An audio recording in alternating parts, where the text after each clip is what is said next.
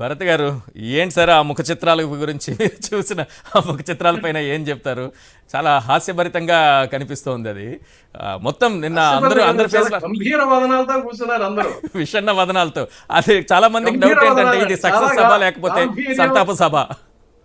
అది చాలా గాంభీర్యంతో కూర్చున్నారు. రైట్. అంటే ఇది నిజమా? భరత్ గారు, ఇది ఇక్కడ ఒక విషయం, సాధ్యమేనా? క్యాడర్ అయ్యో దూరం అయిపోతోందనే భయం పవన్ కళ్యాణ్ లో మొదలైంది, నేతలు వదిలిపోతున్నారనే భయం పవన్ కళ్యాణ్ లో మొదలైంది. అది ఆయన ఫేసులో కొట్టొచ్చినట్టు కనిపించింది. కనీసం సీట్ల గురించి మాట్లాడుకున్న పరిస్థితి లేదు, ఆ వేదికపై నుంచి అనౌన్స్ చేసినటువంటి పరిస్థితి లేదు. దీంతో ఒక్కొక్కరుగా వెళ్ళిపోతున్నారు. ఈ భయం ఆయన ఫేస్లో కనిపించిందా? ఇప్పుడు చూసిన దృశ్యాలు కానీ నిన్న చాలా దృశ్యాలు అందరూ చూశారు అలాంటివి. ఒకటి, ఈశ్వర్ అన్న, ప్యానెల్లో ఉన్న సభ్యులకి మీకు అందరికీ నమస్కారం అండి. ఇప్పుడు ఒకటి మనం ప్రధానంగా చూడాల్సిన అంశం ఏంటంటే, ఇది ఎంత హాస్యాస్పదంగా ఉందండి. ఇప్పుడు మొన్ననే తెలంగాణ ఎలక్షన్స్ జరిగినాయి. తెలంగాణ ఎలక్షన్స్లో ఈ పవన్ కళ్యాణ్ గారు జనసేన పార్టీ ఎవరితో వెళ్ళారండి? బీజేపీతో వెళ్ళారు. ఇక్కడ ఆంధ్రప్రదేశ్కి వచ్చి తెలుగుదేశంతో వెళ్తున్నారు. మరి బీజేపీ వాళ్ళకి పనికి రావట్లేదా అని అడుగుతున్నారు. అటేమో బీజేపీ పురంధరేశ్వరి గారు ఏం చెప్తున్నారు? మేము పవన్ కళ్యాణ్ గారితో జనసేనతో కలిసి పొత్తులో ఉన్నామని చెప్తారు. అసలు ఈ కన్ఫ్యూజన్ పాలిటిక్స్ ఏంటి అని అడుగుతున్నారు. అసలు వీళ్ళకే ఒకళ్ళ మాటల్లో ఒకళ్ళకి పొంతం లేదు, ఒక క్లారిటీ లేదు. అసలు ఆంధ్రప్రదేశ్ ప్రజల్ని ఏం చేద్దాం అనుకుంటున్నారు? నాకు ఒకటైతే అర్థం కావట్లా. అసలు వీళ్ళు వలస పక్షులు. ఫస్ట్ వీళ్ళు తెలంగాణలో ఉంటున్నారండి, ఆంధ్రాకు వచ్చి ఇక్కడ రాజకీయం చేయడం ఏంటి? అసలు కనీస పక్షాన మనం కూడా, ప్రజలు కూడా ఒకసారి ఆలోచన చేయాలి. వీళ్ళు 10 సంవత్సరాల దగ్గర నుంచి ఈ పవన్ కళ్యాణ్ గారు అటు హైదరాబాద్లోనే ఉంటాడు, ఈ చంద్రబాబు నాయుడు గారు అక్కడ ఇల్లు కట్టుకుని అక్కడ గృహప్రవేశం చేసుకుని అక్కడ ఉంటాడు. అక్కడ గృహప్రవేశం చేసే ముందర ఇల్లు కట్టే టైంలో వీళ్ళంతా ఎక్కడ ఉన్నారండి? పార్క్ హయత్లో కోట్ల రూపాయలు ఆంధ్రప్రదేశ్ ఖజానా నుంచి అక్కడ బిల్స్ కట్టారు. అసలు ఏం మాట్లాడతారండి? అసలు ఆంధ్రప్రదేశ్ ప్రజలు ఎందుకు ఎన్నుకోవాలండి? అసలు నాకు తెలియక అడుగుతాను. అసలు ఈ పవన్ కళ్యాణ్ గారిని ఎందుకు ఎన్నుకోవాలా?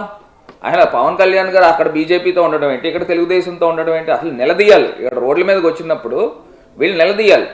ఇప్పుడేమో పురంధరేశ్వరి గారైనా, ఇప్పుడు బీజేపీ నాయకులుగా అయినా కూడా మాట్లాడాలి. అసలు నువ్వేంటి బాబు, నువ్వు అటేమో తెలంగాణలో అక్కడ మాతో ఉంటావు, ఇక్కడికి వచ్చేసరికి ఆంధ్రాలోనేమో నువ్వు చంద్రబాబు నాయుడుతో ఉంటావు. అసలు నీ స్టాండ్ ఏంటి? నువ్వు ముందర వాతావరణం ఒక ట్రయాంగిల్ లవ్ స్టోరీలో ఉంటుంది ఈ విషయం పైన. జనసేనలో ఉన్న వాళ్ళకి, మిగతా మనకు లేకపోవచ్చు. ఇప్పుడు ఒకటి చెప్తున్నానండి, ఇది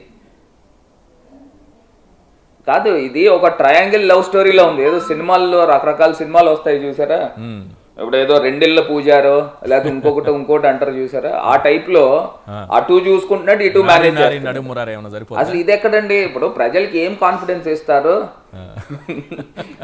అసలు ప్రజలకి ఏం కాన్ఫిడెన్స్ ఇస్తారు అని అడుగుతున్నా. నేను ఇంకొక మాట కూడా నేను క్లియర్ గా ఒకటి అడగాలని అనుకుంటున్నానండి. ఇప్పుడు పోనీ బీజేపీ తెలుగుదేశం కలిసి లేరు, సరే బానే ఉంది. ఇప్పుడు అక్కడ తెలంగాణలో తెలుగుదేశం పార్టీ పోటీ చేయాల, పవన్ కళ్యాణ్ గారి పార్టీ జనసేన పార్టీ పోటీ చేసింది. కనీస పక్షాన ఒకవేళ మిత్రధర్మం ఉంటే, పోనీ బీజేపీకి మద్దతు ఇవ్వకపోయినా, ఇగో మా మద్దతు, మా పార్ట్నర్ అయిన, మా ఎలైజ్ అయిన పవన్ కళ్యాణ్ గారికి మేము మద్దతు పలుకుతున్నామని తెలంగాణలో చెప్పాలి కదండి ఈ తెలుగుదేశం పార్టీ. అసలు వాళ్ళు అడిగారా? కనీస పక్షాన్ని వీళ్ళు అడగాలి కదా. ఇప్పుడు అక్కడ వీళ్ళకి ఎంతెంత ఓట్లు వచ్చినాయండి? కనీసం 6,000 ఓట్లు, 5,000 ఓట్లు వచ్చింది. ఏ రాష్ట్రం పవన్ కళ్యాణ్ అడగకుండా లోకేష్ పక్కన సీటు పంచుకొని కూర్చుంటే అది క్యాడర్లో అసంతృప్తికి దారి తీసింది. ఆ ఫేస్లో కనిపిస్తున్నటువంటి ఫీలింగ్స్ అంతా అదే. ఒక్కొక్కరుగా వదిలి వెళ్ళిపోతున్నారనేది ఏంటి? ఒంటరి అయిపోతున్నాడా తన పార్టీలో తానే? అంటే నేను ఒకటే చెప్తున్నానండి, ఇప్పుడు సీరియస్ లెస్ పొలిటీషియన్ అండి. ఇప్పుడు పాలిటిక్స్లో కావాల్సింది ఏంటండి? క్యాడర్కి ఫస్ట్ కాన్ఫిడెన్స్ కల్పించాలి, దాని తర్వాత ప్రజలకి కాన్ఫిడెన్స్ కల్పించాలి. ఇప్పుడు ఈయన్ని చూడడానికి జనాలు వస్తున్నారు అని అంటే కేవలం ఆ సినిమా క్రేజ్తో చూడడానికి ప్రజలు వస్తున్నారు తప్పితే వాళ్ళు ఓట్లు వేసే ప్రజలు కాదండి. ఇవాళ నేను ఒకటే చెప్తున్నాను, ఇవాళ ఆంధ్రప్రదేశ్ రాష్ట్రంలో ఒక క్రిస్టల్ క్లియర్గా ఆంధ్రప్రదేశ్ ప్రజలకి ఏం కావాలి అనేది ముఖ్యమంత్రిగా జగన్మోహన్ రెడ్డి గారు అన్నీ కూడా అడిగిన వాళ్ళకి అడగని వాళ్ళకి కూడా ఇవాళ అందిస్తూ ఉన్నారు, సంక్షేమ కార్యక్రమాలు అందిస్తూ ఉన్నారు. ఇంక ఇంతకన్నా గొప్పగా చేసే ముఖ్యమంత్రి ఎవరు ఉంటారండి? నాకు తెలియగలుగుతాను. ఇప్పుడు వీళ్ళు భవిష్యత్ గ్యారంటీ అని తిరుగుతున్నారు. ఏంటి బాబు షూరిటీ ఏంటి, భవిష్యత్ గ్యారంటీ ఏంటి? ఇప్పుడు 2014లో ఈయన చూశారు, చంద్రబాబు నాయుడు గారిని, పవన్ కళ్యాణ్ గారిని ఇద్దరిని కలిపి చూశారు. వాళ్ళు సరిగ్గా చేయలేదనే కదా 2019లో అవకాశం ఇచ్చారు. ఇప్పుడు మళ్ళీ మిమ్మల్ని ఏం చేస్తారని చెప్పేసి మీకు అవకాశం ఇవ్వాలని అడుగుతున్నా. ఇప్పుడు ఆ రోజుల్లో ఏం చెప్పాడు, జాబ్ కావాలంటే బాబు రావాలన్నాడు. ఎవడికి జాబులు వచ్చినాయి, ఎవడికి జాబులు రాలా. ఆ జాబులు వచ్చే చోట ఆ స్కిల్ డెవలప్మెంట్ దాంట్లో పెద్ద స్కామ్ చేసి వాళ్ళ కొడుక్కి జాబ్ ఇప్పించాడు తప్పితే ఇంకొకటి చేసిన కార్యక్రమం ఏం లేదు. ఇప్పుడు భవిష్యత్తు షూరిటీ అంటే ఎవరికి భవిష్యత్తు షూరిటీ అండి? ఈ లోకేష్కి భవిష్యత్తు షూరిటీ, లేకపోతే వాళ్ళ కుటుంబానికి భవిష్యత్తు షూరిటీ, ఇంకోళ్ళు ఎవరికి కూడా భవిష్యత్తు గ్యారంటీ కార్యక్రమం ఏం లేదు.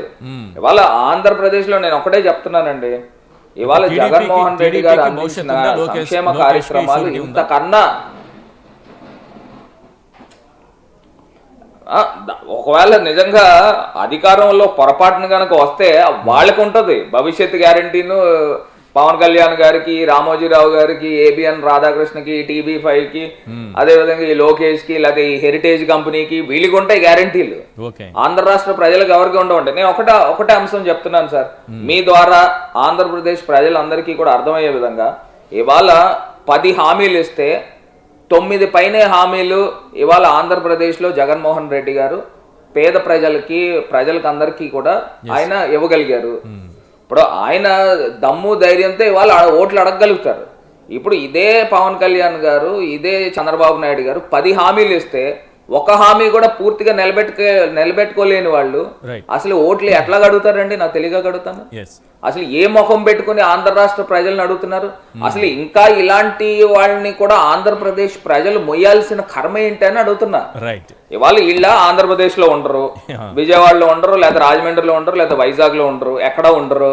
వీళ్ళు ఉండేది హైదరాబాద్ లో ఉంటారు. ఇక్కడికి వచ్చి రాజకీయం చేయాలా, ఇక్కడికి వచ్చి ప్రజల్ని పీక్కు తినాలా, ఇక్కడ సంపదని తీసుకుని వాళ్ళు హైదరాబాద్ పోవాలా? ఎందుకండి మనకి ఎందుకు ఈ కర్మ? ఎందుకు? ఇవాళ ముఖ్యమంత్రిగా జగన్మోహన్ రెడ్డి గారు తాడేపల్లిలో ఉంటున్నారు, రేపు వైజాగ్ లో ఉండొచ్చు, లేకపోతే ఎల్లుండి తిరుపతిలో ఉండొచ్చు, ఎక్కడైనా ఉండి ఆంధ్రప్రదేశ్ లో ఉన్న ప్రజలకు భరోసా కల్పించాలి. అసలు వీళ్ళు ఎందుకంటే ఇప్పుడు ఇంకొకటి, ఈ లోకేష్ ఏం చేస్తున్నాడు, రెడ్ బుక్ కట్టుకుని తిరుగుతున్నాడు. అసలు రెడ్ బుక్ ఏంటండి? అంటే కక్ష సాధింపులా? అప్పుడు అంబేద్కర్ గారు ఇచ్చింది బ్లూ బుక్ ఇచ్చారు. నువ్వు బ్లూ బుక్ పట్టుకుని తిరిగితే ప్రజలు నిన్ను ఆశీర్వదిస్తారు. అంతేగాని కక్ష సాధింపుల టైప్లో తీసుకొచ్చి ఈ రెడ్ బుక్ పట్టుకుని తీసుకుని పేర్లు రాసుకుంటాడు. అంటే 4 గీసుకోవడానికి పనికిరాదు. దేనికి పేర్లు రాసుకుంటే ఏం చేద్దాం? ఇప్పుడు ఆయన నిన్న స్టేజ్ మీద నేను ఏదో టీవీలో చిన్న బిట్ చూశాను. ఏం చూశానంటే చంద్రబాబు నాయుడు గారిని చూసి జగన్ గారు భయపడుతున్నారంట, పవన్ కళ్యాణ్ చూసి జగన్ గారు భయపడుతున్నారు. సరే ఏదో చెప్పావు, నన్ను కూడా చూసి జగన్ గారు భయపడతారు. అసలు ఏం మాట్లాడుతున్నా? అసలు నిజంగా చూస్తే కామెడీగా ఉంది. ఇవాళ ఆంధ్రప్రదేశ్ రాష్ట్రం అన్యాయంగా విభజించింది అప్పుడు కాంగ్రెస్ పార్టీ. ఒక్కసారి సార్, అప్పుడు కాంగ్రెస్ పార్టీ, అప్పుడు తండ్రి ఆశయాలను నిలబెట్టడానికి జగన్మోహన్ రెడ్డి గారు కాంగ్రెస్ పార్టీలోంచి బయటకు వచ్చి, అప్పుడులో పవర్ఫుల్ లేడీ ఎవరైనా భారతదేశ వ్యాప్తంగా ఉన్నారని అంటే సోనియా గాంధీని ఎదిరించి ఇవాళ ఆంధ్రప్రదేశ్ రాష్ట్రంలో కాంగ్రెస్ పార్టీ అనేది లేదు. జగన్మోహన్ రెడ్డి గారు ఆయన రెక్కల కష్టంతో ఇవాళ ఆంధ్రప్రదేశ్ రాష్ట్రంలో ముఖ్యమంత్రిగా 50% ఓట్ షేర్తో ఇవాళ రావడం జరిగింది. అలాంటి ముఖ్యమంత్రి గారిని, అలాంటి దమ్మున్న మగాడిని పట్టుకుని ఈ లోకేష్ పిల్లబచ్చ చూసి భయపడాలా? అది ఎవడని చెప్తే కూడా నవ్వుతాడు. అసలు నీ క్వాలిటీ ఏంటి? అసలు నీ క్యారెక్టర్ ఏంటి? అసలు నీ స్ట్రెంగ్త్ ఏంటి? మీ నాన్నగారు తప్పితే నీకు ఏదన్నా వేరే ఇంకో క్వాలిటీ ఏమన్నా ఉందా? లేకపోతే ఎన్టీ రామారావు గారు మనవడ తప్పితే నీకు ఏదైనా క్వాలిటీ ఉందా? అసలు నీకున్న స్ట్రెంగ్త్ ఏంది? అసలు నువ్వు ఎమ్మెల్యేగా గెలవలా, కనీసం మీ నాన్నగారు వచ్చి తిరిగినా కూడా నువ్వు ఎమ్మెల్యేగా గెలవలా. అసలు ఏంది? ఇప్పుడు నువ్వు పనికి రావట్లేదు కాబట్టి ఇవాళ పవన్ కళ్యాణ్ తీసుకొచ్చి నీ పక్కన కూర్చోబెట్టి పంపు కొడతా ఉన్నారు. నీ సైకిల్ ప్యాచ్ పడిపోయింది. ఇప్పుడు ప్యాచ్ వేయడానికి పవన్ కళ్యాణ్ గారిని తీసుకొచ్చి ప్యాచ్ చేయించి సైకిల్ దొక్కించే కార్యక్రమం చేస్తూ ఉన్నారు మీ నాన్నగారు చంద్రబాబు నాయుడు గారు తప్పితే ఇంకోటి ఏం కాదు.